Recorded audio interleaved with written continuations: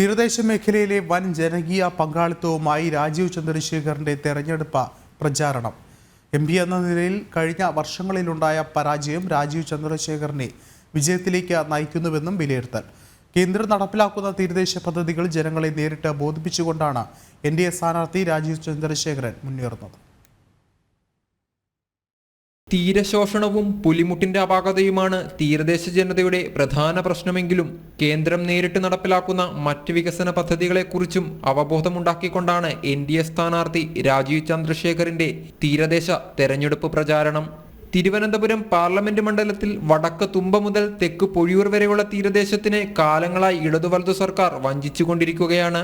പാർപ്പിടം, ശുദ്ധജലം, സഞ്ചാരയോഗ്യമായ റോഡുകൾ, വിദ്യാഭ്യാസം ഈ മേഖലകളിൽ കേന്ദ്ര സർക്കാർ നടപ്പിലാക്കിയ പദ്ധതികൾ ബ്രാൻഡ് നെയിം മാറ്റി സംസ്ഥാന സർക്കാർ ആവിഷ്കരിക്കുകയും പാതി വഴിയിൽ ഉപേക്ഷിക്കുകയും ചെയ്യുന്നതും പതിവാണ്. ഇതും ചൂണ്ടിക്കാട്ടിയാണ് തീരദേശ മേഖലയിലെ പ്രചാരണം. കേന്ദ്ര പദ്ധതികളെ നേരിട്ട് മനസ്സിലാക്കി പുതിയൊരു മാറ്റം പ്രതീക്ഷിച്ചുകൊണ്ട് തീരദേശ ജനത രാജീവ് ചന്ദ്രശേഖറിന് ജനകീയ പങ്കാളിത്തമാണ് നൽകുന്നത്. ജനം, തിരുവനന്തപുരം.